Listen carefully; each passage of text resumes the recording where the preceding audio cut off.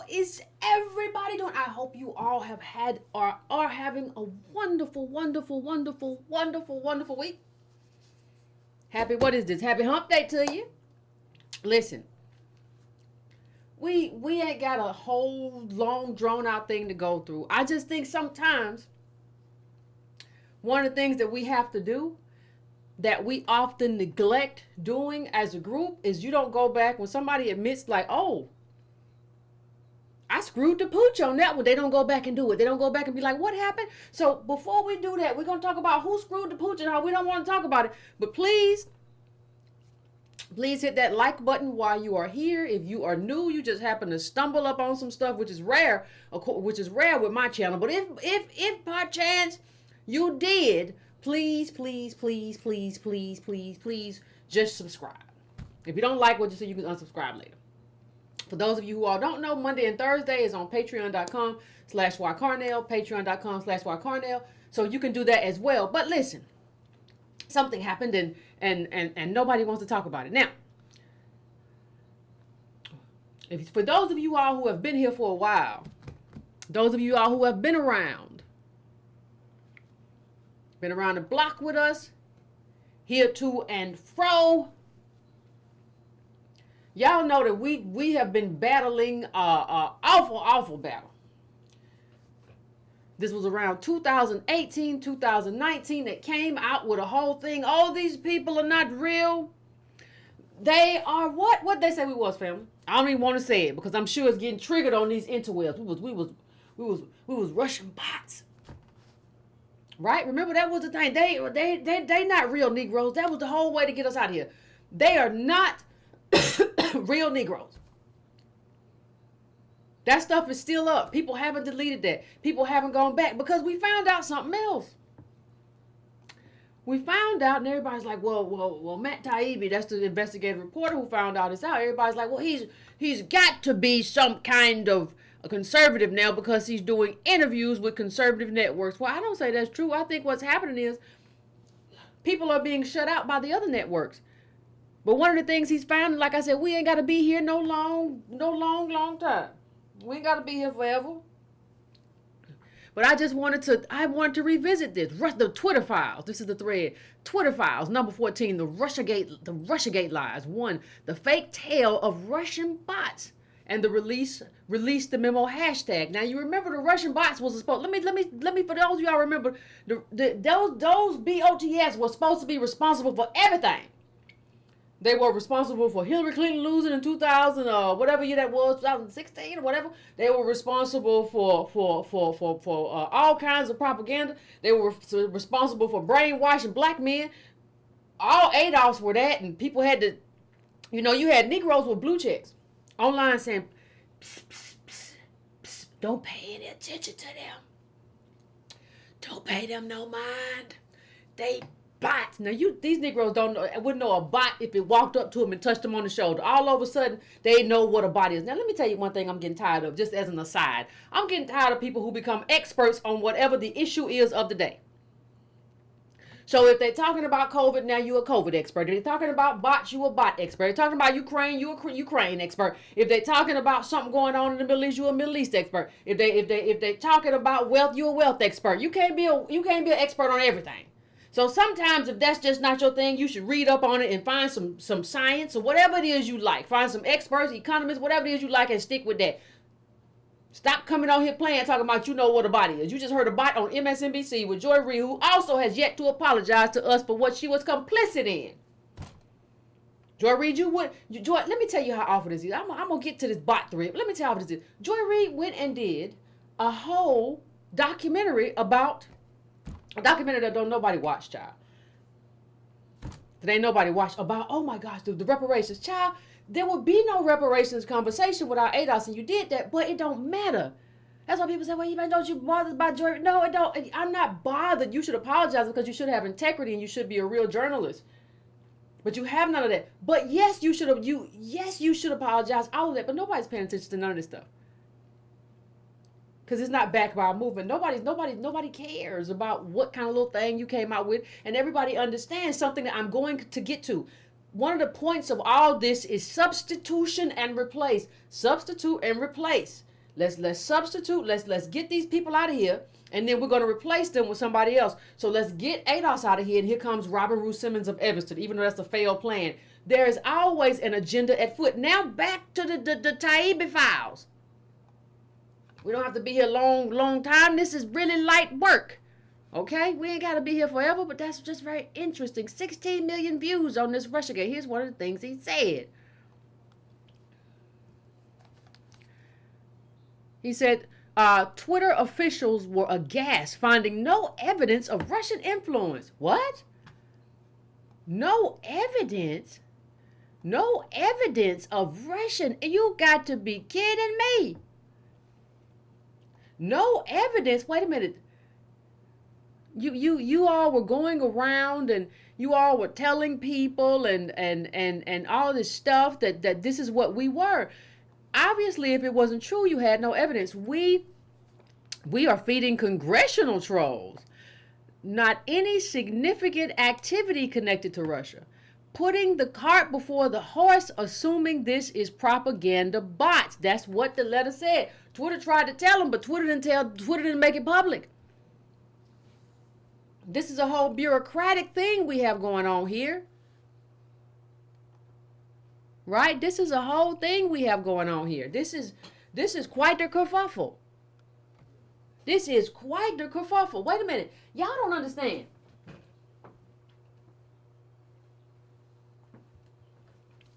See, nobody understands. And this is the letter that came with it. All of that stuff. So part of what people thought, they thought like they are trusting. Like if Joy Reid and all these people say it, it must be true. No, it's not. And it wasn't. It wasn't true. And nobody listen, be just as loud when you wrong and when you apologize as you were when you were smearing us. Be just as loud. I don't hear any of the voices who were saying what they were saying. I don't see any of those people who were saying what did that old boy say? Shout out to I'm Not Your Negro, who said we're not bots, we're not Nazis. Do your research, and these radio talk show hosts who think they know something. You prove it. You gotta prove it. No, that's not how it works though. You gotta prove it.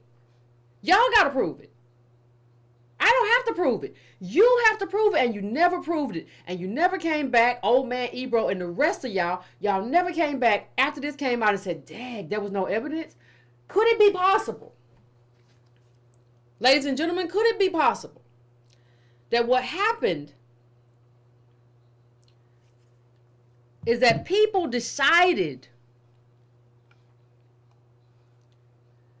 that what they were going to do was sideline the modern day reparations movement? Could it be possible that this is what they decided they were going to? I haven't heard anything from Joy Reid. I haven't heard anything from Don Lemon, who was also part of that.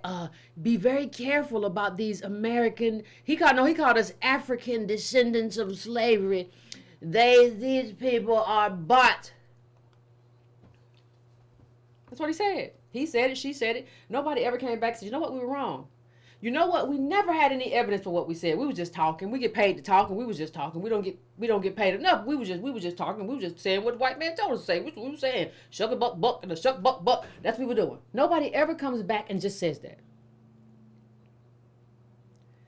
But if nobody comes back and says that, what happens is that we are left with the lie.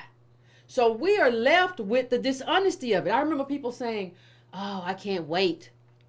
Oh, I can't wait till everybody finds out that Yvette Carnell and Antonio and all of them ADOS people, I can't wait till people find out that they're getting money from Russia." Okay, but what happens when nobody finds it out because it's not true? What happens then? Like, let's talk about the other part. Let's talk about what happens when you can't prove something that's a lie. So nobody ever could prove that because that's a lie. But let's talk about what happens when that's a lie. Let's talk about where we go from here in terms of reputational damage. because nobody knows. I can't tell y'all what I went through during that period of being called a Russian. I don't even think I know any Russians. Like no, don't know one.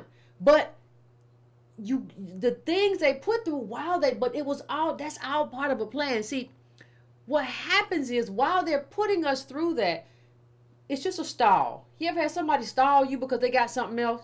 Like if you was in school, you ever had somebody stall you because they had their big brother or big sister coming? Well, I don't even know. Well, why don't you, I tell you what, knock this stick off my shoulder. I bet you won't. I got to find the right stick though. Hold on. First of all, well, if we fight, why we get to fight? Why you got to find a stick to put on your shoulder? Like, what's going on? Who coming? Something going on.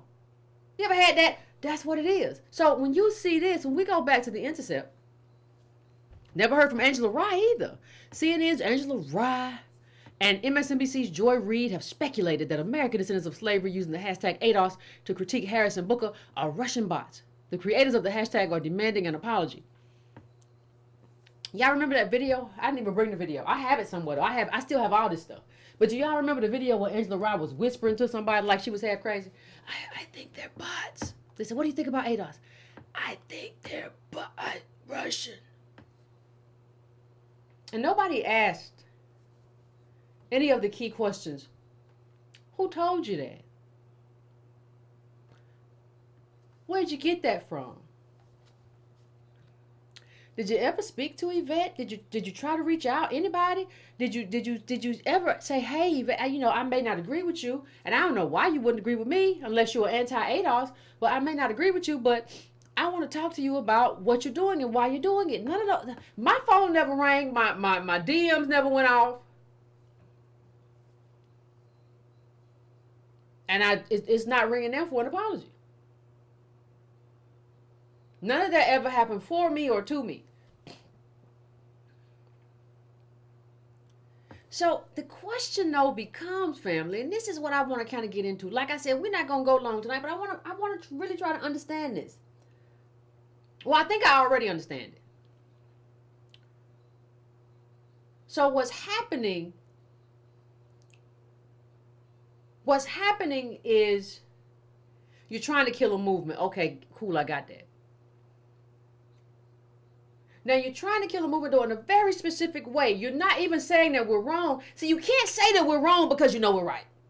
You can't say that we're wrong when we say the 400 years is up, the plunder is up, and the debt is owed. You can't say that we're wrong because you know we're right. So what you do is you find a few ways, because let me tell you, friends, movements aren't killed, fam, in just one way. Movements are killed in a variety of ways. And America's not in the business necessarily, from what I see, of creating martyrs again. So they're not shooting down people on balconies. R.I.P. Dr. King Day. That's not what they're really doing as much anymore. What they're doing is using some kind of misinformation to say that you are the one. That you are not who you say you are. That you are not doing what you say you're doing. Right? That's one way they're doing it. And another way they're doing is they'll create another group or buttress another group up and say, hey, if you want to do reparations, I got another group over here you can sign on to.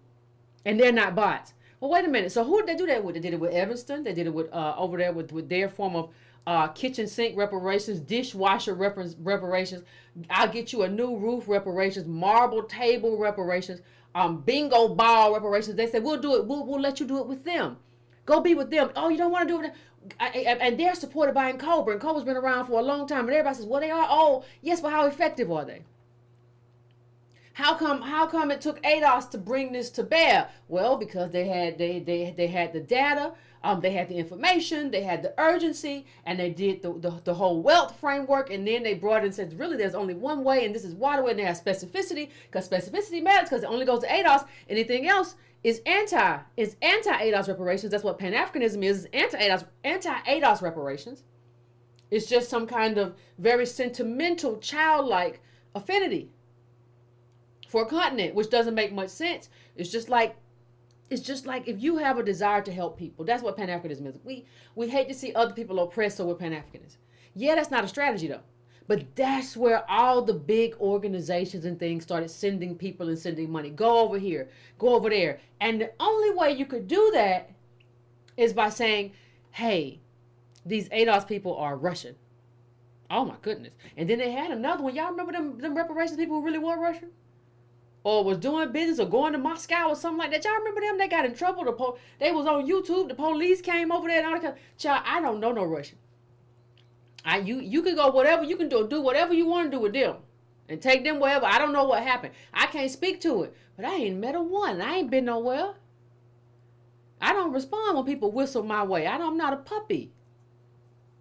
That's what I do with my little puppy. Whistle and come over here. But I'm not a puppy. I don't come when people whistle to get caught up and stuff, because I know, a lot of people be working together. So it's very interesting how they tried to stall us out and swap in a new group. Let me stall them out and call them names and smear them, and I'm going to bring in somebody new. And they did it also. Remember they brought in certain agents of chaos.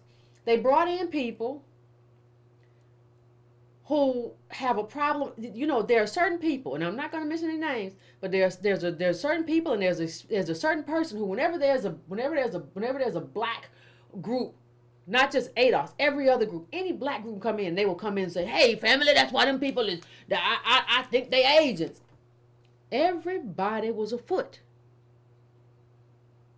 They brought in certain people to be poison pills in terms of our movement with bad background. The agent of chaos, even if he can't kill it, he got a real bad background. So if he becomes part of the movement, some people say, "Why you kick him out?" Well, if he becomes part of the movement, it's dangerous because he's worthless.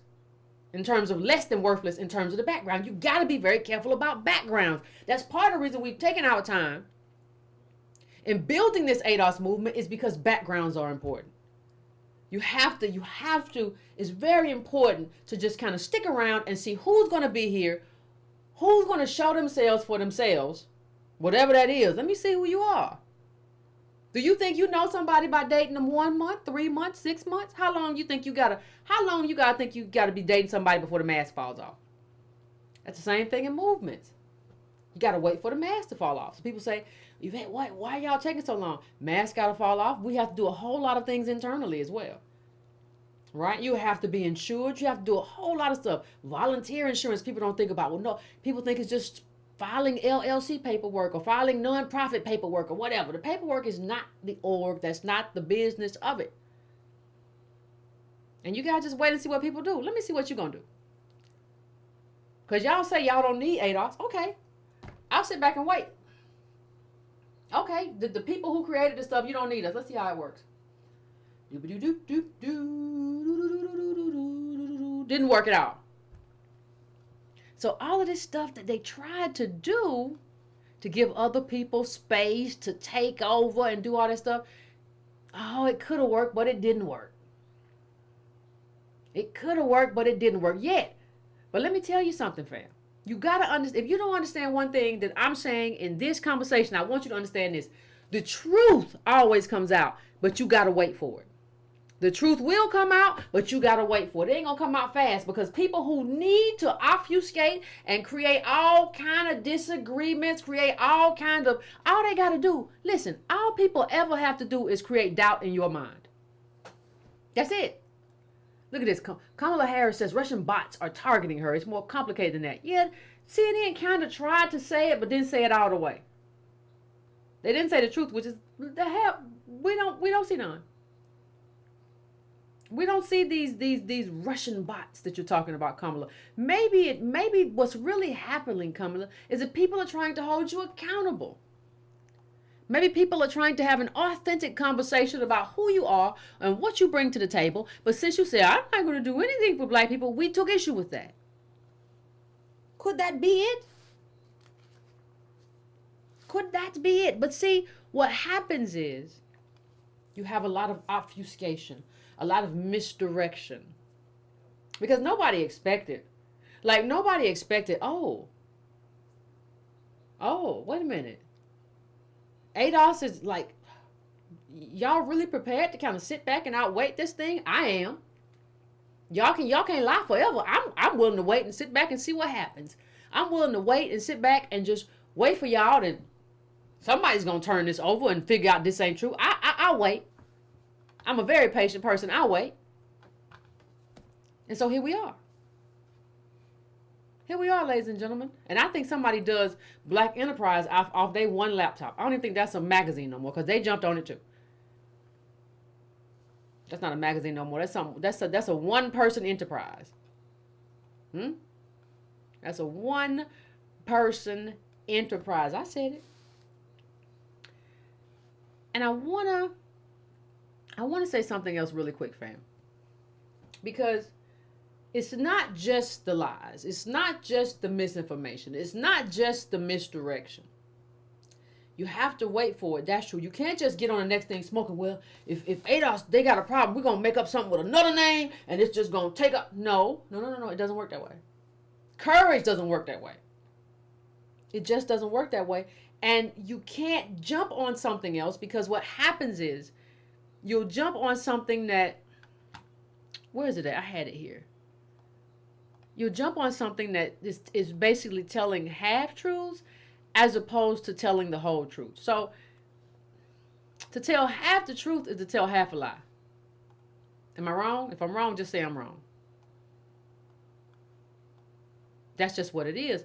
So I put this post up, and it's not, I'm just revisiting a couple things. Like I said, we ain't gonna go long. We probably won't go longer than 40 minutes, maybe that. And then I'll go to the calls. We might not even get that far. I just want to revisit something, because I remember how hard 2018, 2019, and part of 2020 was. I remember how hard those years were for me,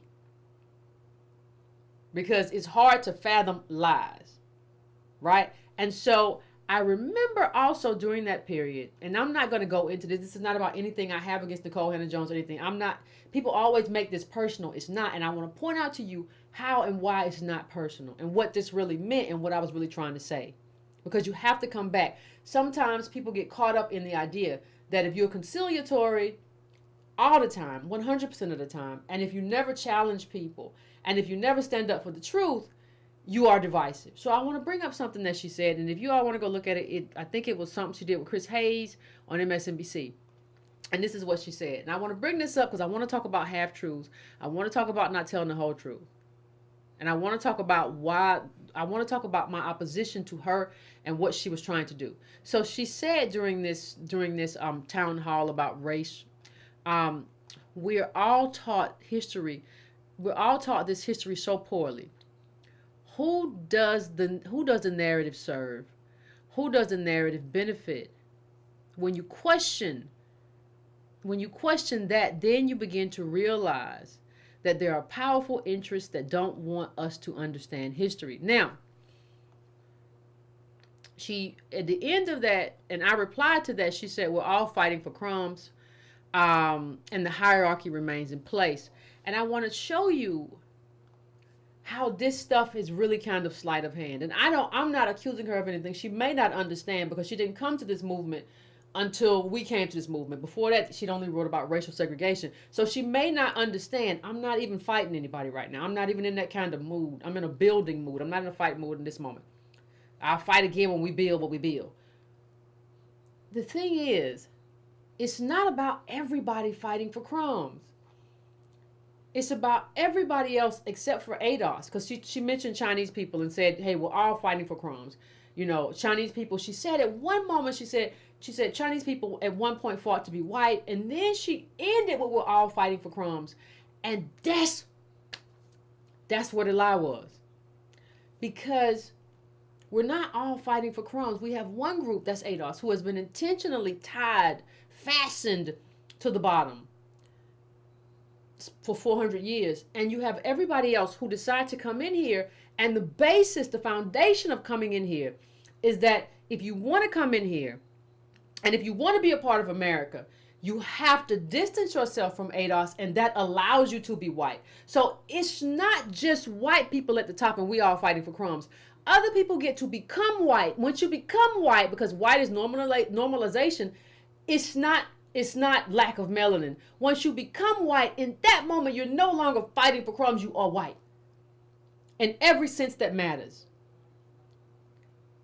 You will have a positive stereotype if you're a minority and not a negative one, as ADOS has. That is not all of us fighting for crumbs. And you cannot even say that the hierarchy remains the same unless you don't understand race, because the hierarchy does not remain the same. The hierarchy expands and lets in certain groups who are willing to not only oppress and distance themselves from ADOS, but who are willing to use their story to highlight, or I shouldn't even say highlight, they're willing to use their story as evidence of a meritocracy that does not exist for us. Right? And so those are the lanes that they use to become white in this America. And that is not a system where we share or where white people just have the hierarchy. It's not a white, black, or white people of color thing anymore. It is everybody who can become white versus ADOS. And if you're not willing to say that, if you're not willing to tell the whole truth, if you find one truth where Chinese people became white and you pivot away and you don't talk about, remember we read The Good Immigrants. We read all of the diplomatic and organizational, non-profit, governmental people that were behind that push for them to be considered assimilatable, right? That was it was propaganda. So we saw that. So if you're not willing to tell that truth, half a truth is half a lie. And it was never anything personal. It was never, I just want to clear, it was never like, oh my God, Yvette just wants to be whatever. When I see a thing, I see a thing. And when I see a person, I see a person. And when I get a certain signaling about what that person is willing to do and what they're willing to ignore, and the kind of square that they're not willing to stand on, that's what I see. That's all it is. It's not personal. It's never personal.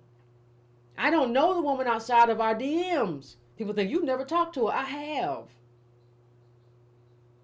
I just don't reveal private information or private DMs. It's not my way. But I don't ever, well, Yvette just won't talk to nobody. Yes, I do. And I keep that stuff very private because I'm not a person that I want people, when they contact me or whatever, I want them to be able to trust that I'm not going to release that. The only time I would ever do something like that, the only time I have done that is when somebody told a lie.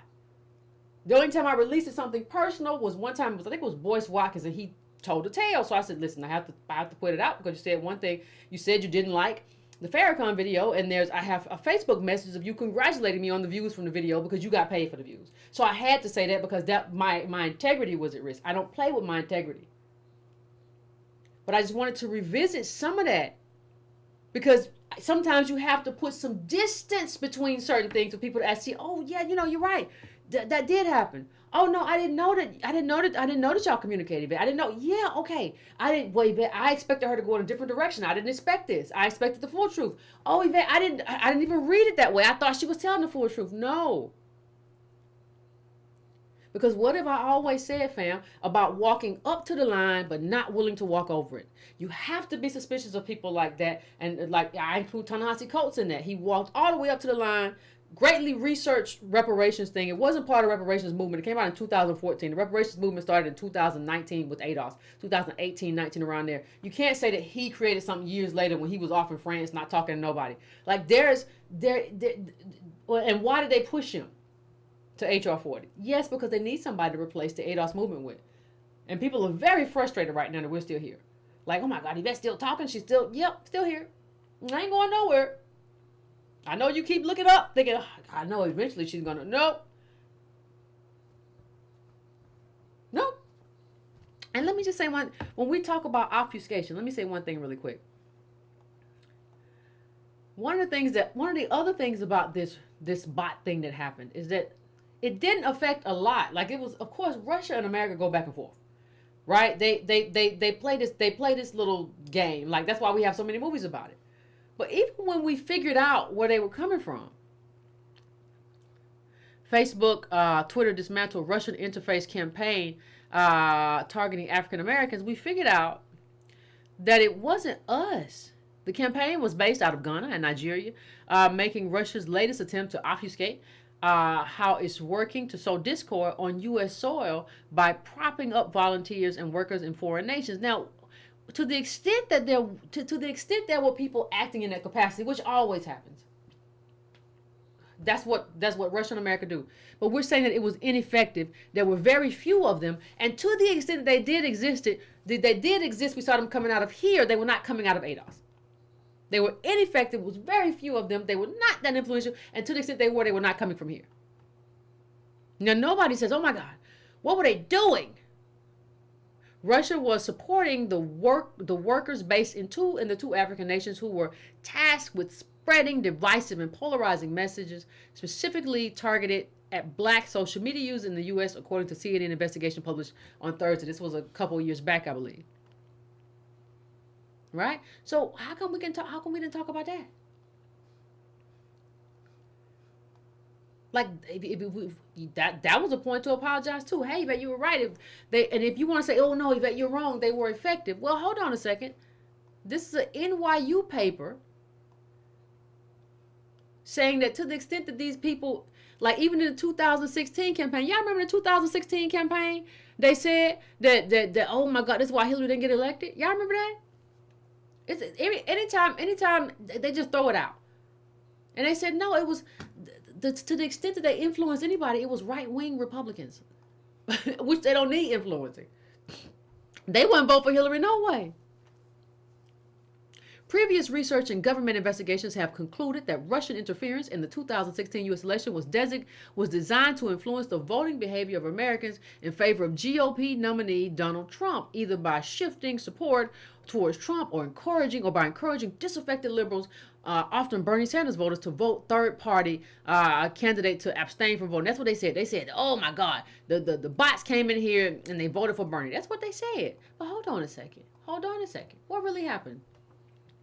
Despite the massive effort to influence the presidential race on social media and a widespread belief that this interference had an impact on the 2016 U.S. elections, potential exposure to tweets from Russian trolls, that cycle was in fact heavily concentrated among a small portion of the American electorate, and this portion was more likely to be partisan Republicans, explains Professor Joshua A. Tucker, co-director of the Center for Social Media and Politics. Now, hold on a second. If they was Russian, if they were right-wing, they were never voting for Hillary in the first place, which means they didn't have an impact. That's exactly what it said.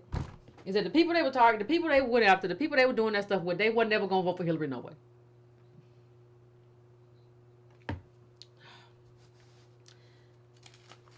Sometimes you just don't run a good campaign. I don't know. Like sometimes you flew over a bunch of states that you should have stopped in. Take full responsibility for that. Sometimes the case for reparations that we made, because I just want to use this just to go back a little bit. The case that we made about reparations grew out of a wealth conversation. This is just a moment to kind of revisit that, since we have come out of this BOT situation. This was a conversation about wealth. That's how it started. It was me going back and forth with boys. That's back and forth. Then it was Antonio and I talking about wealth, and Irony was there, and we were talking, and we were having, when I was with Irony, we were talking about wealth. Then I came back here and I did it alone. I was talking about wealth, right? And Antonio was calling me talking about wealth. The thing that happened that made this a reparations movement is everybody said, okay, we get it. We don't have wealth. What are we going to do? I done heard y'all talk about us not having wealth. And at this point, given my life, given the data that you presented to me, you right, I'm wrong, what we going to do? So it went from everybody arguing with me like Dodo Bird Boyce and saying that, like, hey, you got wealth, you got 1 trillion. Boyce went to a so-called reparations rally and said, y'all got money. I would never allow anybody to disrespect me that way. But he went there and said that it's a religion to him. But it went from like, we won that debate. We don't have it. We won that debate. And everybody said, well, what do we do? What do we do?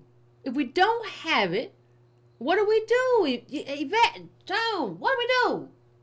And the answer was, that's the only solution is reparations, because they plundered so much. They have to give it back, because you're not going to make it back with labor. We don't live in that moment.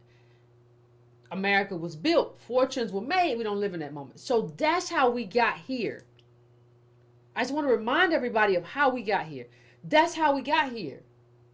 That's how the reparations conversation organically was created. It wasn't us just jumping outside, and nobody else did that. Nobody else built the case and just naturally, organically came to that. Not North, not in Cobra, nobody. They were talking about Pan-Africanism, what the white man. Oh, that's not the conversation we're having, and that's not the conversation we had. That's not an intelligent conversation about, Europe got to pay all Africans. It's just silliness. This was the first intelligent conversation, right, about the reason behind the necessity, the urgency for reparations, and why we can't wait. And that's why it got lifted by everybody, because of like the framework that was laid. But that's why everybody can't hold it though. That's why everybody keeps trying to. That's why everybody who tries to do this now is just playing hot potato. They're just I'm trying. Woo. That's why Cohen and Jones can only go 50%. That's why you see a whole lot of problems with reparations, local reparations commissions, is because the right voices aren't in the room. And the right voices were sidelined by, oh my God, they're bots. Oh my God. I cannot, it's unbelievable. It's unbelievable. These people came here and oh my goodness. People just believe anything. Not one apology.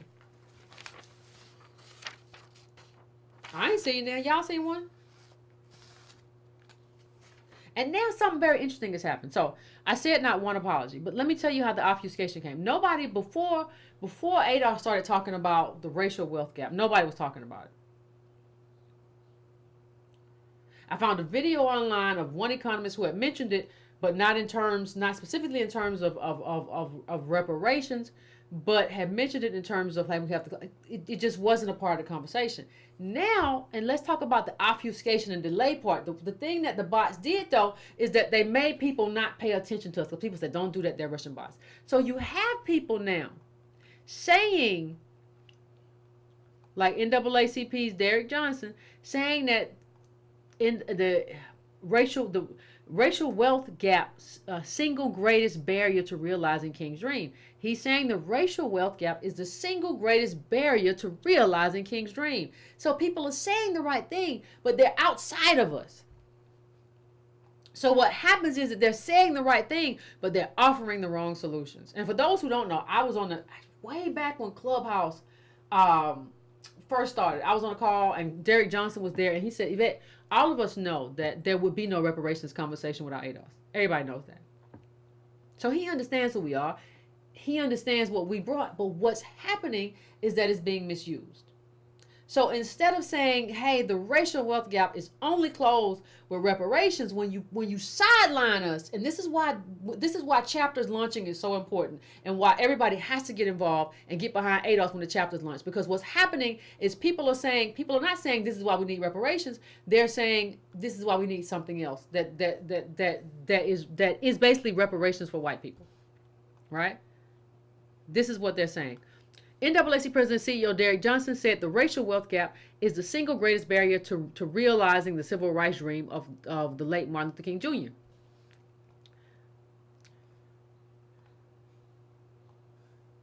Right? Now just stay right there, because he finna say something else. Because you would think, oh my God, we're finna get there. No, from voting rights and police reform to the ongoing fight for economic justice, there is much more left to be done to fully realize Dr. King's dream. Today, the racial wealth gap in America continues to be the single greatest barrier to realizing King's dream, Johnson said in a statement on Sunday, ahead of the holiday honoring slain civil rights leader Dr. King. Okay, you feel like he finna say we finna come get our check. Okay, here we go. Let's get with it, Derek. Ain't that what you think?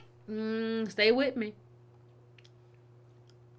We have the tools required to begin to address the racial wealth gap through comprehensive student debt relief, and now millions of Americans are depending on our elected leaders to have the courage to act. I don't know who needs to hear this, but student debt relief will not close the lineage wealth gap. And let me just say this. I have lost friends over this who really believe that because they're special Negroes, and because, well, those of us who got degrees, we got to We got to be all right and be taken care of because, King died broke. And, like, that's still not a reason to be dishonest. Like, what you need is what you need. What we need as a group, what we need as a group. You can't change that because of what you would get from this if it happened. And that's why I just chuckle when they came down with that stuff. I got a thing in the thing. Yvette Carnell, you've been approved for whatever. Child, hush. I know this lawsuit is coming, but this doesn't. But back to Derrick Johnson, this doesn't close the lineage wealth gap, or what they call the racial wealth gap, which is really a lineage wealth. It doesn't close it. So you will use this is why they use all that language to sideline ADOS with all these lies and smears, because we're saying the right thing to the right people at the right time. And so you don't need that. You need to get us off the field and get these other people on the field to say what we say and use the energy that we have, and then say, yeah, but we don't do it with reparations. We do it with student loan debt. We do it by that. Average white person ain't got for 10K, but they still mad. We're living all the way in the dirt. And just like, well, that might be right. Well, I got to get mine, you got to get yours, or whatever Negroes say these days. How do you even have that? Most Negroes, I've said this before to y'all, but most of us, and I have a college degree, but most of us don't. So if like 20-some% of, like, if that much have a college degree, how does closing the student debt gap help us? No. What did I tell y'all last time? Hold on, let me come out of this. What did I say last time about the auction block? Y'all remember the auction block? All of these organizations are auctioning our political capital to other groups. So I'll auction it off to the LGBT. I'll be out there for that. I'll auction it off to DACA. I'll be out there, and I won't be out there for us, but hey, it's pay to play. I'll give y'all ADOS political capital, what they used to call black political capital, in exchange for some money. Right? In exchange for being in the good graces of Democrats. That's what I'll do. How much? It's pay to play. How much it costs me. All right, that's what I'll do. That's what they're doing. This in and of itself is an auction block. It's just a different kind of auction block. The auction block ain't never go away, child. It just changed.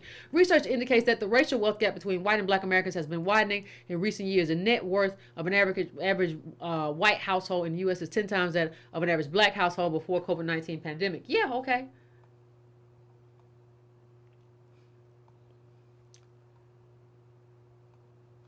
Hold on a second. As we look to the new year, the NAACP will continue to push forward in the fight to cancel student debt, champion efforts to dismantle white supremacy, and ensure justice for all. Listen, that is not. I want you to look at that real quick.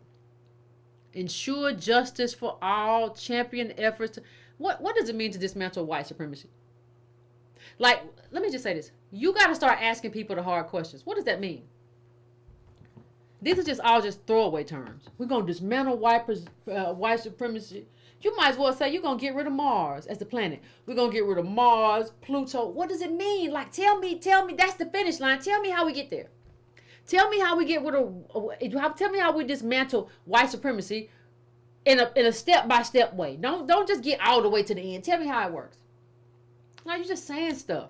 You're just saying anything because you know in this kind of pan-Africanist framed world that we're gonna get rid of white supremacy and demand been on our neck. That's a great line for the barbershop. It's not a great way to do advocacy. It's not a great way to understand advocacy. What does that mean? Does that mean you're gonna do DACA? Does that mean you're gonna write something for LGBTQIAMNOP? What does that mean? Does that mean you're gonna do something specifically for ADOS? What does it mean? I still don't know what it means. Y'all know what it means?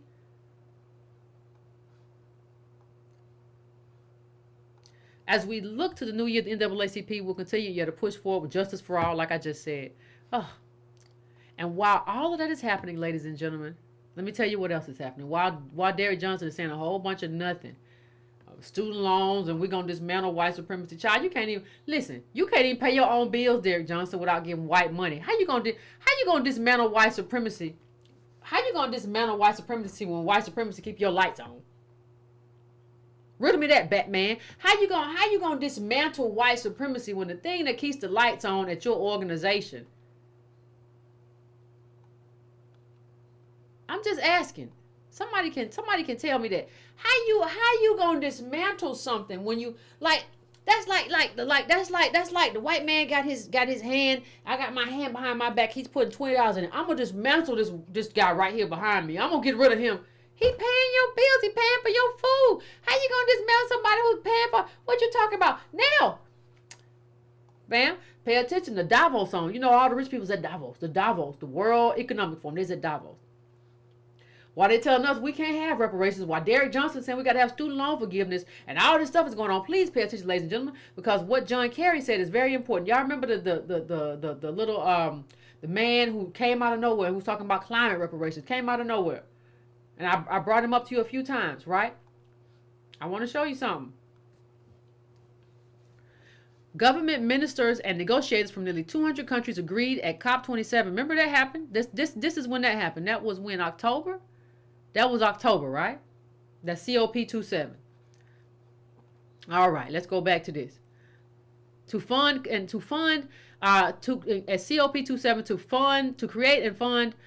a new fund to compensate poor nations for the loss of damage they're experiencing as a result of extreme weather worsened by climate change. The summit made history as the first to see the topic of loss and damage funding formally make it onto the COP27 agenda 30 years after the issue was first raised by climate vulnerable countries. Now our issue was first raised in 1865. So we 400 years late. They talking about 30 years, and watch what they finna talk about. It's the same thing that little guy's been talking about. Speaking ahead of COP27, Kerry said Washington would not be obstructing talks on loss and damage in Sharm el-Sheikh. His comments meant that for the first time ever, the U.S. was finally willing to discuss reparations at the UN Climate Conference. And not the kind of reparations we talking about. Not the kind we talking about. You got people talking about UBI as a you know, AI gonna pay us. Right? That's what he was talking about. Now all this obfuscation is for a reason. It's not for no reason. People ain't just wrong for no reason. People are wrong for a reason. Delay and replace. That's how important ADOS is and was. So when you're thinking about where to go and what to do, you got to think about, why did they come at us so hard? Well, it's very simple. Nobody else was attacked like us for a specific reason, because nobody else stood to do what we are doing and what we have done. And I don't think the attacks stopped. I think they evolved. And you got to see it. You can't be like, well, maybe they got a point. What you got to know is that the only group offering the one solution is the one group that's been attacked since 2018. It's 2023, ladies and gentlemen. It's 2023. You are in this America, and when you deal with ADOS, you are attacked based on your potential to serve.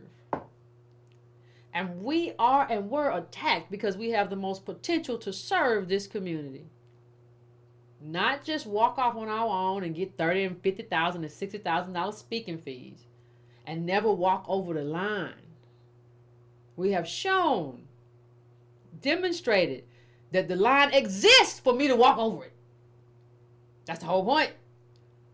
So when you're thinking about that, fam, I just want to make sure and drive home, we were smeared and targeted for years for a specific reason, and that is the exact same reason that when these chapters launch, you should be the first in line to be a part of everything we're doing. Ladies and gentlemen, this ain't over, and we are making history. Listen, everything comes out in time, and I'm so happy that we waited to just let a lot of these silly rumors die down before we decided, hey, it's a moment to launch. You don't want to launch amidst controversy. You don't want to launch amidst all kind of foolishness. People doing fool stuff. You don't want to launch amidst people saying, I'm the new you. Let everything play out. Let it all play out. And now that it appears that everything is on the verge of playing out, now we can come and be about some business. Okay? So hey, listen, it's coming sooner than you think. When it comes, I expect to see all of y'all. I expect to see everybody. I expect to see all these chapters across America. But listen, everything happens in due time, and there's always a reason to everything we do. So I want to leave it right there, fam. I'll set the phones up just in case you want to make a call and have something to say, whatever. And then we'll have the conversation. If not, it's all good. It don't matter which way. So I'm gonna give me a couple minutes. I'll be right back, and we can have a conversation.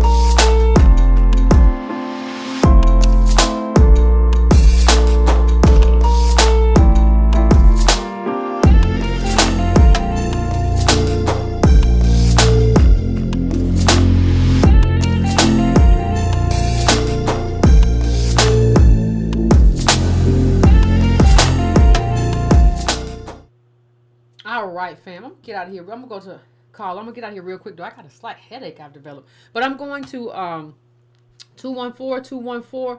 What's your name? Where you calling from? What's on your mind? Hello, my name is Michael. I'm from Dallas, Texas, and I just want to say, huge fan. You're a literal superstar to me, like as it pertains Oh, appreciate it, fam. to the currency of society.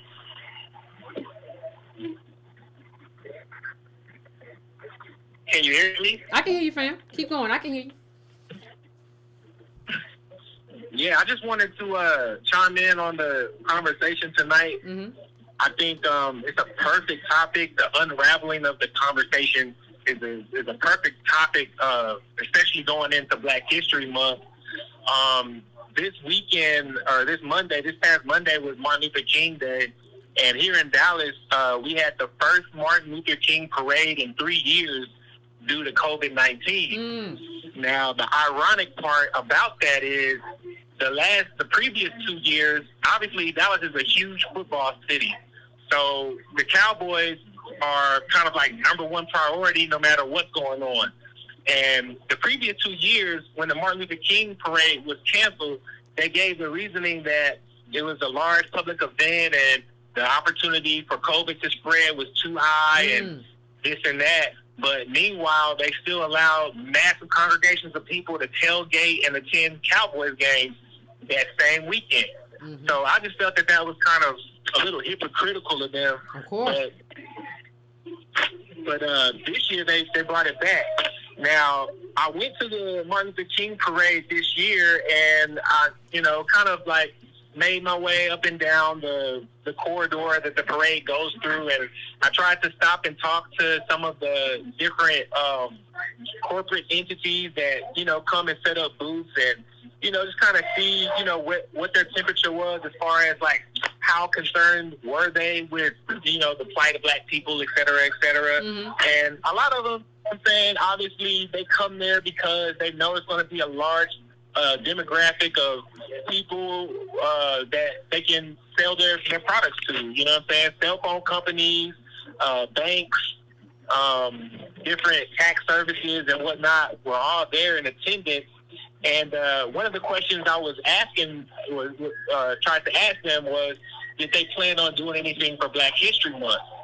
And a few of them actually gave me a decent response and, ended up handing me their business cards and, talked to me about, their willingness to see what me and, some of my friends were planning and how they could help. But the majority of them had no plans or no, kind of like additional resources allocated towards, like, catering to the Black community specifically. And so I just thought that was kind of ironic. I felt like, it's kind of clear that a lot of these entities are just really kind of culture vultures. They put on like a good face. They have their like pro-Black agenda for the month of February or for Martin Luther King's Day, and then they go right back to, siphoning money out the community. Of course. But, I wouldn't expect nothing else. I wouldn't expect nothing less or more. I wouldn't expect nothing else. One of the things that I wanted to kind of bring up to you and your audience is, going into Black History Month, a lot of major cities have these Holocaust organizations that try to kind of bring awareness to the atrocities of discrimination and racism, from the perspective of the Jewish Holocaust. And in Dallas, we have a really well-funded and pretty sizable Holocaust museum. And the Holocaust Museum is actually dubbed the Holocaust and Human Rights Museum. And it pretends to, be concerned about not only the Jewish Holocaust, but all human rights issues.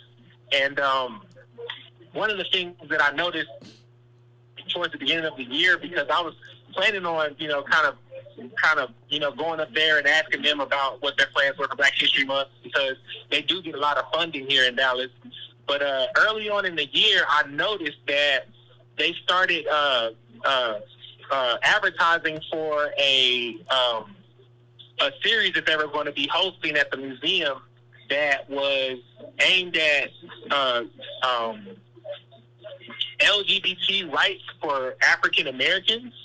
And the time frame of this particular exhibit, it starts in late January and it extends through early March. So effectively, it kind of encompasses the entirety of Black History Month. But instead of having a true campaign centered around Black history and the plight of the majority of Black, Americans or Black, people in Dallas, they chose to specifically go after the LGBT community and provide, you know, some sort of like exhibit that, you know, kind of details what their issues are. And I don't know if this is something that people can notice around the country or if it's something that's just, you know, local here to my city, but I just felt that it was kind of odd that they, you know, preemptively had this agenda already set up. So when Black History Month rolled around, if anybody was looking towards the Holocaust Museum for any type of like, you know, special programs or any type of like, you know, anything special being done, it was already on the agenda that they were doing something, although it was, you know, more specifically catered towards the LGBT community.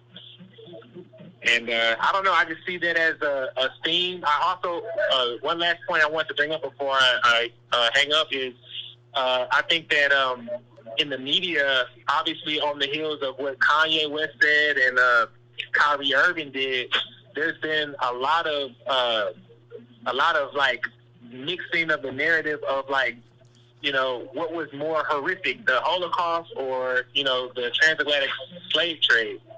And I think that it's kind of like becoming a conversation where they're trying to kind of water down the reparations debate and the conversation around the transatlantic slave trade and the, you know, slavery and Jim Crow and all those things by saying that, you know, the Jewish Holocaust was so much more horrific and, you know, and then obviously there's the Ukraine war too. But that's pretty much, you know, kind of what I wanted to contribute to the conversation. I'm going to hang up now and listen to what you have to say.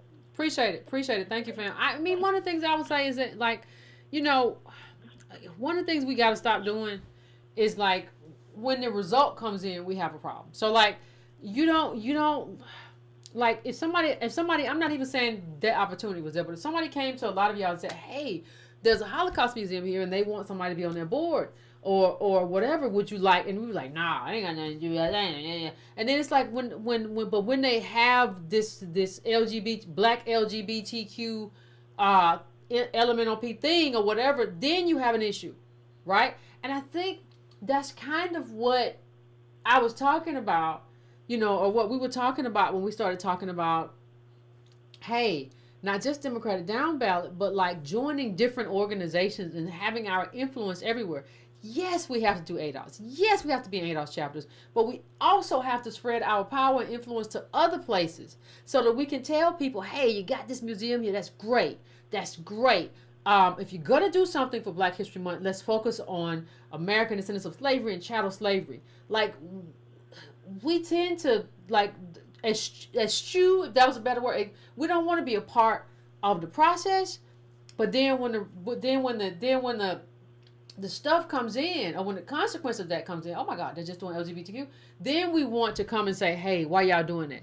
And, you know, part of the reason I don't even like this Holocaust versus chattel slavery thing, because part of the thing is Kanye came in and said a bunch of ridiculous stuff, and then Kyrie was there and talking about something, and then he gave some money to charity and everybody forgot. That's why I don't like black celebrity. They're not invested. It's not about, they're not invested in anything that's happening here. They're not invested in like understanding stuff. They're not invested in knowing history.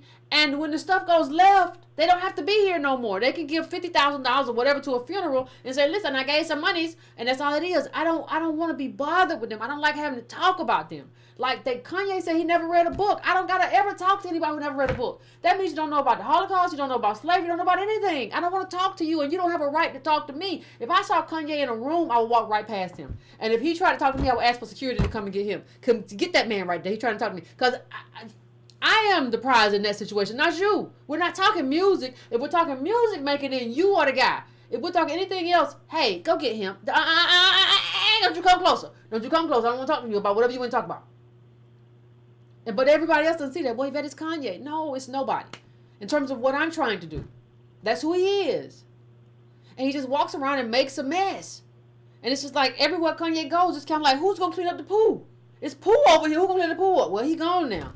Well, the poo is left in our neighborhood. The poo has people calling us like Van Jones did. They're calling us anti-Semitic. Well, I have never been that person. I don't know another ADOS person who has any kind of antipathy or hatred towards Jewish people. Like, I don't know that. But like Kanye came in and said some stuff, and he said, and before he said that, he said some stuff about us. He said, well, he wore a White Lives Matter shirt. He did all that stuff, and then he walked off. Well, who gonna clean up the pool? So anyway, I'm going to my next caller. I'm going to 205. 205. What's your name? Where you calling from? What's on your mind? Oh, hey, Rick, this is Joshua Matthews from Tuscaloosa. What's going on, Tuscaloosa? How you feeling?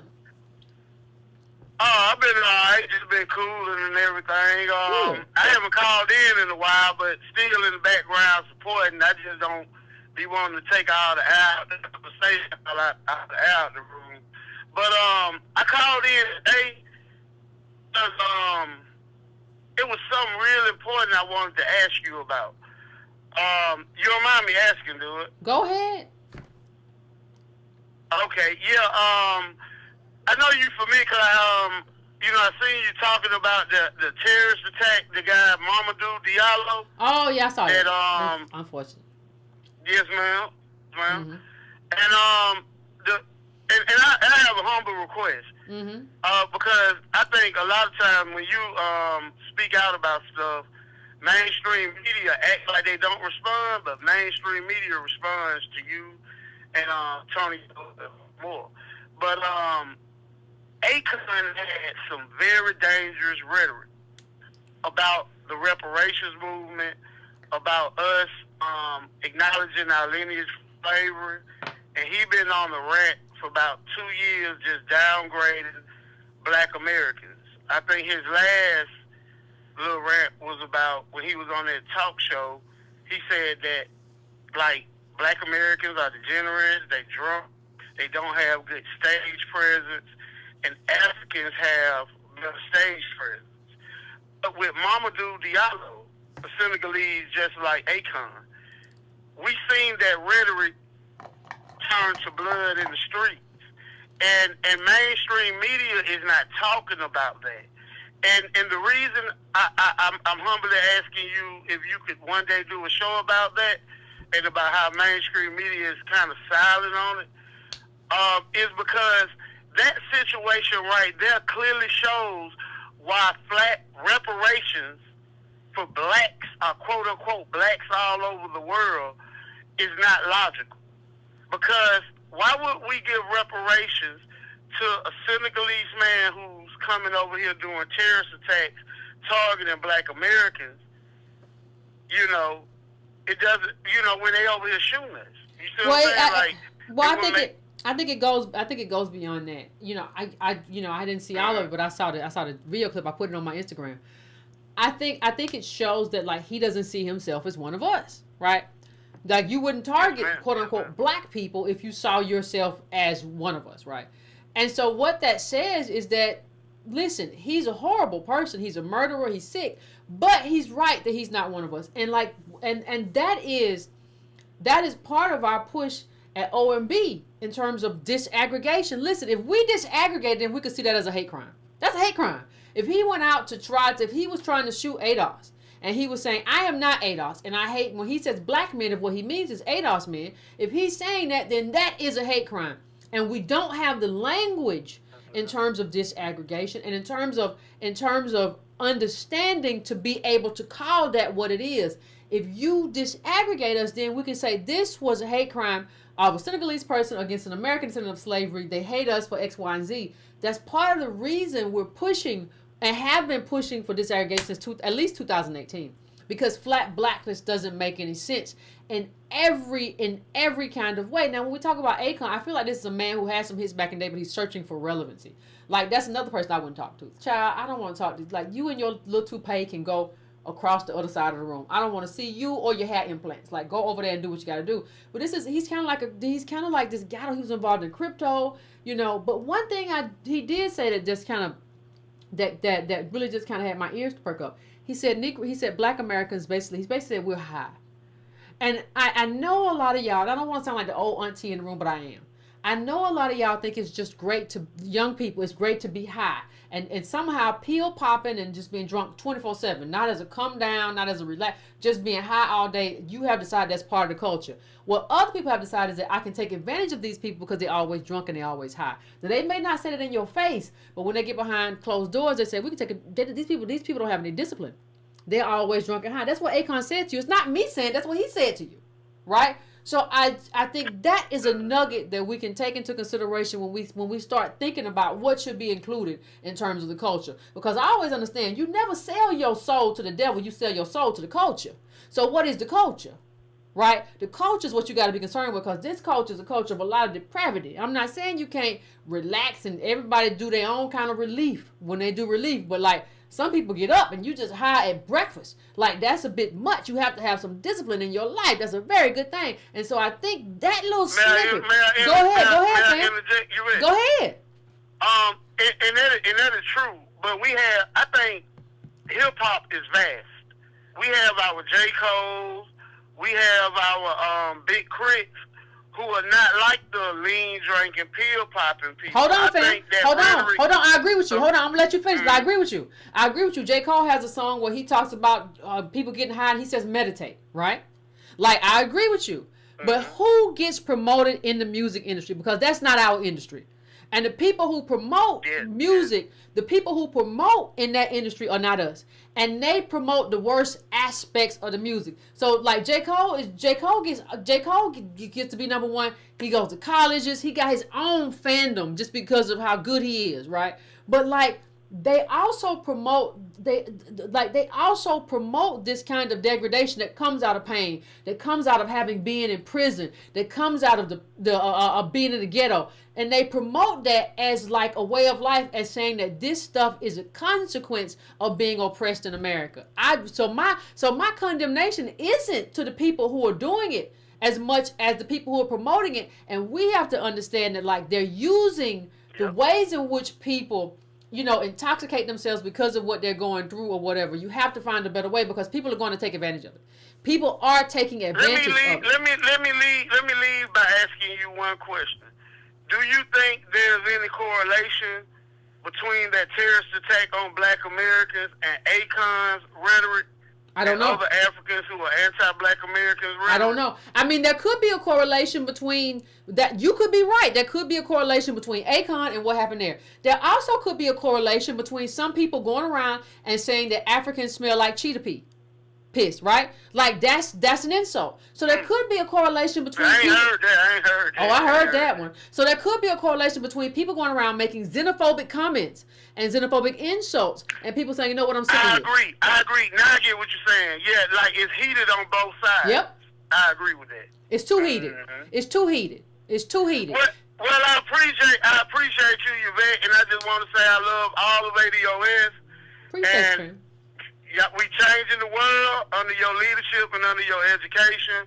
And I wish you the best, and I'll talk to you later. I'm going to reach out to you later or whatever. I appreciate you, fam. Thank you so much. And like I said, it's too heated. Like, it's too heated. People get hurt when it's too heated. Now, this could just be a crazy person who, like you said, listen to Akon or whatever, or he had a run-in with somebody near him. We don't know. We have no idea what goes behind this story. But if you want to bring up hypotheticals, you can have a few hypotheticals. Some go left and some go right. And that's why I say we have to make this not about somebody's bag or anything like that. We have to understand that this is about our justice claim, which is sacred, and it's about us. It's not about anybody else. It is not about dehumanizing anybody else, though. We're not here for that.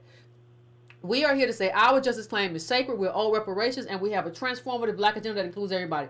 We are not here to insult you and make fun of you. Like, that's not. We are not here to instigate the kind of tribalism that we see in other countries. We do not want to see here. We have never been those people. We want what's ours, but we do not want to oppress anybody. We are not like the people who have oppressed us. That's not who we are. I'm going to 408. 408. What's your name? Where you calling from, and what's on your mind?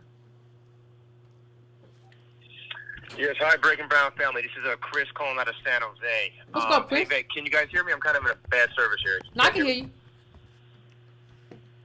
You hear me? Okay. Hey, you know, Vet, I just had a quick question. I work for the city and county of San Francisco, and I'm sure as you've heard, their reparations task force has proposed something like in order of a $5 million to every black resident. The qualifications are very weak, not lineage-based whatsoever. They even said something about if you've been a marginalized person that you can get some. I know some of the people, and I won't say their name, that were on that task force. And when I was telling them about ADOS about 5-6 years ago, they said that'll never happen. That'll never be a thing. These people are grifters. And I'm pretty sure once I get more into it, it's interesting how I'm sure everyone who was on part of that task force will benefit from that. This is feeling like a joke now. I was just hoping to get your take, and I'm going to do some more reading. I think they also wanted something like debt forgiveness and guaranteed income of $97,000 for like 100 years or something like that. Just what's your take on that, and what is this doing to the reparations movement? We're going to have an official position on local reparations as part of, as the foundation. So I don't want to get too far ahead of it. But one of my greatest, and this is not a regret of anything I have done, but one of the things that I never anticipated that there would be, and this is not just about San Francisco, but I never anticipated that there would be people who would be such grifters that they would get in the way of what we're trying to do nationally. I never anticipated that. And in some ways I fought myself for it because maybe I should have seen it coming, but I never thought that was possible. And so one of my worries is that white people in general will just get sick of it, because we should be just pushing this on a national level. Like I'm sick of this stuff. I've heard it for years everywhere. I'm tired of it. And so because everybody who's talking about it is so disorganized and is so desperate to get their name and lights associated with it, as opposed to just, hey, let's do the work. And let's count what happened here. Let's count what we did as a city, as a municipality to oppress people. And let's use that in terms of what happens, in terms of leveraging a national reparations. I never would have thought that everybody would try to use this for themselves. I never anticipated that. But I see it everywhere. So, what was crazy? During COVID, George Floyd, when the SF task force, the reparations came around, I tried to sign up for that. And what my goal is when I talk to economists, when I talk to professors, I'm going to email some of the board of supervisors, because I have some of their emails. I've worked with some of them that support this task force. My goal was to initially get on that task force and really spread the word of ADOS. And so when I got in those meetings, for the first 2 meetings, I've given them the data that I said, we got to make it lineage-based. And I said, who you need to reach out to? Yvette Cornell and Antonio Moore. I was disinvited with the quickness after that. I didn't get no more emails. I was told not to come. They said you got to be an SF resident now. And I'm really disappointed, like you said, at the level of grift that people are willing to put themselves before their people. And I'm going to talk to some coworkers at work. But I think, again, when whites hear this number, 5 million, you want debt forgiveness, and you want 97,000 for the next. Someone told me 100 years. I got to look into that. But I mean, it's just it feels like it's becoming a joke at this point. Well, it is. Like and people are just throwing out numbers. 5 million or 500,000, and it's just like, this is supposed to be this is supposed to be a sacred thing that we're working on. Like, this is supposed to be a sacred moment in this country's history where this country finally pays back what it's owed. It's not supposed to be foolishness. I saw a guy, I'm not gonna mention where he's from. It's a different place though, and he was talking, and he was just like this older man, probably in his 60s, and it was obvious he had no idea what he was talking about. And in my mind, I'm like, if you don't know what you're talking about, why did you race out to get in front of this camera? You put on your best suit, which ain't the best suit, and you ran out in front of this camera just because you're desperate for attention, just because you're desperate to be a part of something, just because you're desperate to be famous. And I don't know what to do with people. Like, I'm not desperate to be famous. Right? I'm here because I'm here. I'm not desperate for the fame. Like, if you told me, hey, Vet, you can't be famous at all, but we can get reparations, I do it in a heartbeat and live my life. Like, but I think everybody's so desperate for the limelight. I want to be seen. I want to be heard. I want to be on the news. I want to be, and I just would never have anticipated. If you had told me, Vet, what did you? One day I'm going to do something about what I got wrong. And one thing I got wrong, I never anticipated this level. I never anticipated this level of desperation. You know, it's crazy because, again, I've had arguments with economists who don't know what they're talking about, who you know, they're economists, you know, black coworkers, friends, family, and I've always thought when you, again, I always tell you and everyone else, when I discovered you through Boyce Watkins, when you and I had that show that said we have no black millionaires, man, I'm not gonna lie, I was hot at you. I said, what the hell's wrong with this girl? I don't even know her. I just got my Black Studies degree because, you know, we didn't talk about any of this. And I went to UCSB, like, we didn't talk about any of this in our Black Studies department.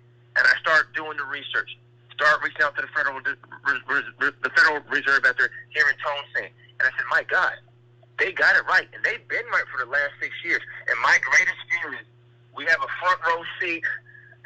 We have to either the greatest transformative moment in Adolf's history, or we'll look back and say, damn, we missed the boat. And I really hope we don't miss the boat. I really hope we don't miss the boat. Well, fam, there are people who are, though, you realize this, and I realize this, there are people who are actively squandering this opportunity, right? Oh, yeah. There are people who, there is a way that you can make it, and we don't make it as a group. There is a way that you can find an avenue for yourself in terms of your speaking fee or whatever the case may be, but the group don't make it. I have never chosen that avenue because my advocacy has been full-throated. If I had chose that avenue and just kind of went halfway, I could be on TV too. You know, I got to look for that stuff. They always, you know, colorism is real, right? So I have to look for that little sellout. But I just have never done it because, like, that's not what I'm here for. But I see people who are racing to that space just to be able to kind of coddle America and say we're trying or whatever. I have seen, let me tell you, we're not just talking about the regular reparations organizations either, or the regular people. I'm telling you, do you know how many reparations organizations I've seen crop up in the last 5 years? Exactly. and then I'm telling you, because because I work in San Francisco, I work for the city and county. I know some of those people on that commission, on that panel put together, and they were not on that because I was trying to get them to tune in you and Tone, and they weren't on it. And it's crazy to think that they would sit here. I mean, first of all, what makes them think Mayor London Breed is going to sign that? Fam, if they get famous, I don't think they care. That's the thing. They can get on the news, MSNBC, NBC, CNN, if they can get on the news enough to elevate themselves, I don't think they care. I think they want to be known as we propose the biggest reparations, I don't know, and nobody's reached out to me from there, so I don't know. Like, they haven't reached out to the people who actually created this conversation, so I don't know. But like, it looks like that everybody's just trying to outdo everybody else, as opposed to everybody trying to work together to get reparations. Well, thank you for taking my call. I appreciate you. I'm hoping you do a Patreon show about this. Please do. Okay, I appreciate you. I appreciate you. Have a good one, all right? Yeah, that's some stuff, boy. Woo. I heard about that. Somebody asked me, bet you heard about this? I heard about it. 813-813, I'm coming to you. What's your name? Where you calling from? And what's on your mind? 813. Hey, I'm calling from Motown. How you doing, Yvette? I'm doing pretty good. You sound like you got your caffeine or liberation or whatever. I'm going to just tell you like this. Every time I talk about reparations, my heart beats fast, especially when I know I got people like you pulling all the rest of these people who won't listen up here so we can finally get this done. You talk about it. Look, I'm 67. I've been talking about it since I could talk. I'm with you. What's going on? So I just wanted to... I want to just throw two little things at you because I want to see what somebody else has to say. One, I want you to know that Akon is a U.S. citizen and was born and grew up in St. Louis. His parents are from Africa. They're from Senegal. Mm-hmm. He is not. Okay. I got you. Okay? So when people are talking about Akon, talking about black people in America, maybe we need to ask him, so excuse me, brother, does that include you? I think he still claims Africa. He said we Africans in the interview. I think he still claims that. Child. Okay, but I'm sorry you drawing me in. You draw me in, sis. I love you for this, but you know what? We are Africans because here we go with this old saying again. We all came over here on different ships, but now we all in here on the same boat. I don't see him jumping out the boat. I don't see him taking any lifeboats to carry any extra people to make sure that we're able to continue doing what we're doing. But that's enough about Akon. I just want to say, when are we going to see Michael Blackson, who also grew up in the United States and is from Liberia, who is also a U.S. citizen, build a school for his community where he grew up at, L.A.? So I'm sorry, Yvette. I'm calling in, being a sour grape, but I'm not really being a sour grape. I'm just saying that, maybe they feel like they're different than us, and maybe they feel like they're more entitled to claim Africa than we do because maybe they feel that something happened in the translation, and if it did, then maybe they should go back to Africa and stop taking all the black people who are not Africans money. Well, I blame. I'm old and I ain't holding my tongue. Well, I thank you, fam. I appreciate you. Listen, I thank you, fam. I appreciate you. Listen, I blame everybody who think Michael Blackson is funny. I'm sorry. Like we have got to at some point get a better comedic palette. Everybody knows he fakes that accent and like he talks normal around other people and he fakes that and whatever, it just, and it plays into like an anti-African trope because he talks like that and the Negroes laugh at him. It's just, his whole thing makes me very uncomfortable and I don't see why everybody thinks it's funny. Like we complain about the people that we build up. Like, why did you build him up? Why'd you make him a star? He's not funny. I just think we need a better comedic palette. And I don't do the one boat, whatever. People do what they do, but I just think you got to be careful about the people you got to be very careful about the people that you build up in life because, the people that you make into like pseudo celebrities, right? That's you. Like, why did you do that? What you do that for? I'm going to 404. That's going to probably be my last call. 404. What's your name? Where you calling from? And what's on your mind? Hey, Yvette, this is Renee. I'm calling from Atlanta. Hey.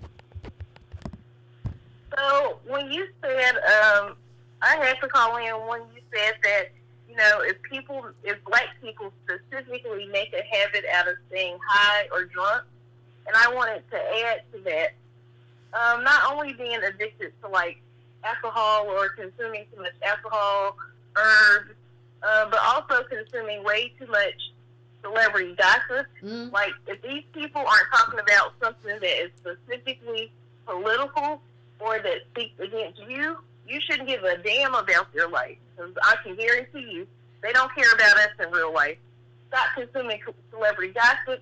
As a matter of fact, turn the TV off because you have a smartphone that will give you any news update that you need. If you want to look up the news, you can do that simply by looking on YouTube. You do not even have to watch TV. Be conscious of the music you consume. Be conscious of what you watch. All of these things keep you distracted, and they keep you distracted on purpose. You should not know more about these celebrities than you know about your politicians, specifically your local politicians. That's whose business you need to be in. And I just, this is, in the world, in this world, they have kept us, and when I say us, I mean people collectively, so distracted. When I was growing up, I don't remember so much celebrity news, and now it's everywhere. I know stuff about celebrities simply from some idiot on my timeline or pop up on my phone that I don't care to know. So all of these things consume us unnecessarily. They're not in our interest. They're not getting us closer to reparations. Cut it all out. If you do consume it, be very mindful. Keep it minimal. But the excessive TV, garbage music that does nothing to uplift you or your people, that does nothing to uplift you or your children, cut it all out. And make time to have silence in your day. Spend time in silence, spend time alone. It will give you clarity. It will give you clarity. It will allow you to shut out noise.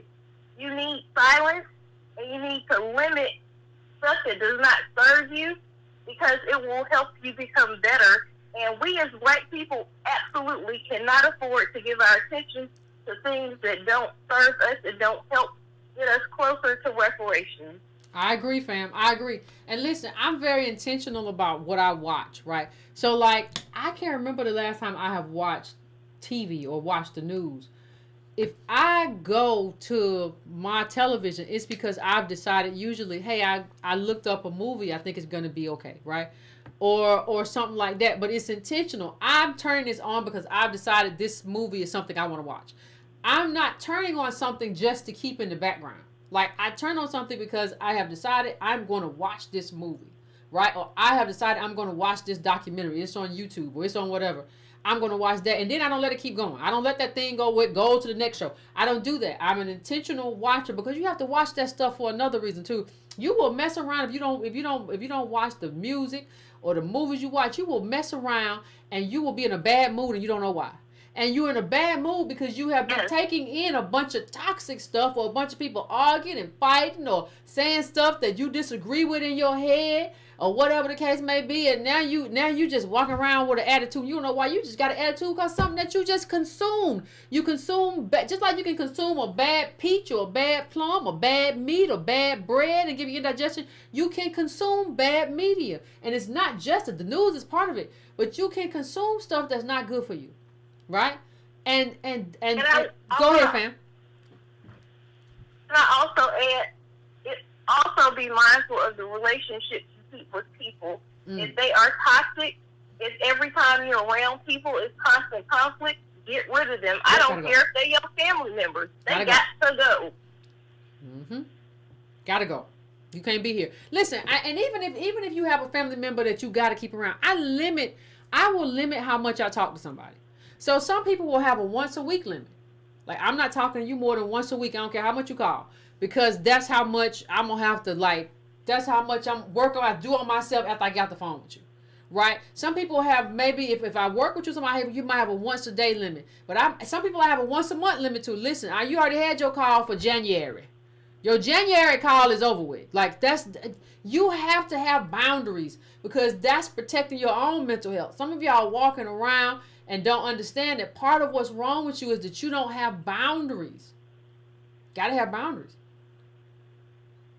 for everybody, including your family. That's all I want. Appreciate that's it, all I wanted to say, because as a health educator, I used to be sucked into like all the news and stuff because I grew up following politics.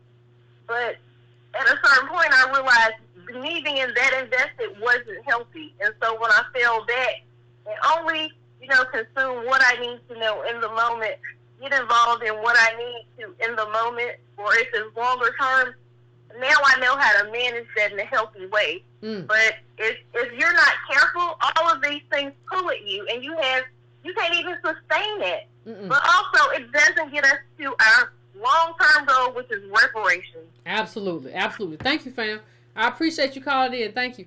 And sometimes you gotta also watch when you pick up the phone for people, right? If I'm in a bad mood because the eggs is expensive, if you eat eggs or whatever, I'm not picking up the phone. I don't care. You look at the phone like, oh my God, that's so and so. Oh, it's so. You gotta go. Hello. Like, you don't want to. No, I'm not. Listen. No, I'm not in the space to talk to you right now, and that's okay.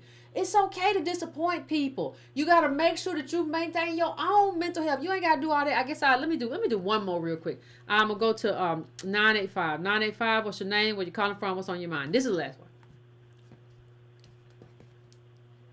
This is Nikki in Louisiana. What's going on, Nikki? I'm at home. I'm good, but I'm calling back because I had something else to say, but this particular show, I'm going to replay what I said back in 2018 and 2019 when I called in before about these Russian bots and whatnot. Okay. And I'm going to keep this short. I just want to remind you, and in these times, we definitely need to pay attention, because it's a 100-plus-year-old book right now. It's called Words That Won the War by George O. It was written by the Secretary of the War Department. And I think we all need to revisit that book in these times and all times. Because right now, I'm going on 50 years old. And since I've been born, I've been told we were in a war. With a war on poverty, war, drugs. Right now, 2 presidents have told us we are in a war. And we're seeing warlike natures abound around us. And when you are in a war, there's a lot of, we're hearing a lot of misinformation and disinformation to misdirect us. Please, look at, you can find it online, archive.org. Words that won the war. Not a long read. But I think we'll learn a lot in these times. And that's all I want to No, appreciate you. I think we should. And let me I've just been wanting to call you since Ida. Because one thing I learned during Ida, down here, all politics is gangsterism. And I'll say that, and y'all have a good night. It's all thugs. Love you, Jay. Love you back. Appreciate you, fam. Appreciate you, fam. And let me just say, archives.org has a lot of stuff, too. That's why I found, like, this great propaganda that I put up on Twitter one time about how they convinced Negroes to be involved in the war. And it was at this big old black church, and they was talking about how awful Hitler was and how great America was. Like, America wasn't racist. Like, we know who Hitler was, child. We know who he is. But, like, y'all talking about yourselves like y'all ain't him or whatever. It was propagandistic masterfulness. I have...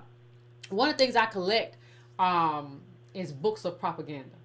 That's one of my local, like propaganda, whether it's Soviet, whatever. I love propaganda. And I was thinking about doing a propaganda book on ADOS because I don't even think people have cataloged the ways in which we have had to deal with propaganda. It's not just, the stuff we know about black men or rapists or whatever.